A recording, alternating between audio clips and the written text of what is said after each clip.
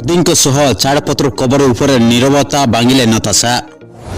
Video share କରି କହିଲେ, ଗତ କିଛି ମାସ ହେବ ଭାରତୀୟ କ୍ରିକେଟର ହାର୍ଦ୍ଦିକ ପାଣ୍ଡ୍ୟା ଏବଂ ତାଙ୍କ ପତ୍ନୀ ନତାଶା ଷ୍ଟାନକୋଭିକ୍ଙ୍କ ଛାଡ଼ପତ୍ର କବର ଚର୍ଚ୍ଚାରେ ରହିଛି।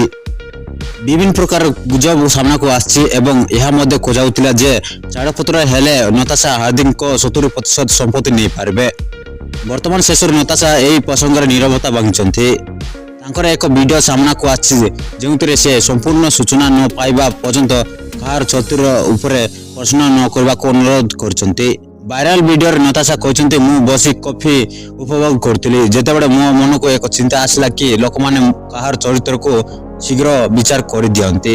ଯଦି ଜଣେ ବ୍ୟକ୍ତି ବିଭିନ୍ନ ଆଚରଣ କରୁଛନ୍ତି ତେବେ ଲୋକମାନେ ତାଙ୍କ ପ୍ରତି କୌଣସି ସହାନୁଭୂତ ନ ଦେଖାଇ ତାଙ୍କ ଚରିତ୍ର ଉପରେ ଆଙ୍ଗୁଳି ଦେଖାନ୍ତି।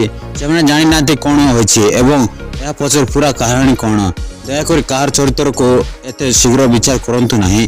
କିଛି ସହାନୁଭୂତି ଦେଖାନ୍ତୁ ଏବଂ ଧୈର୍ଯ୍ୟ ମଧ୍ୟ ରଖନ୍ତୁ। Bureau report, MK Odisha TV।